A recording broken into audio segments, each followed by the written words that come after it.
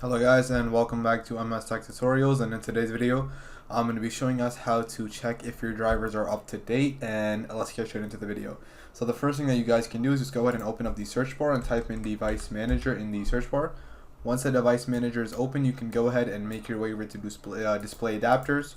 Right click on your GPU and hit update driver, and then if you go ahead and choose search automatically for drivers, it will let you know if you're if you already have like the best drivers installed.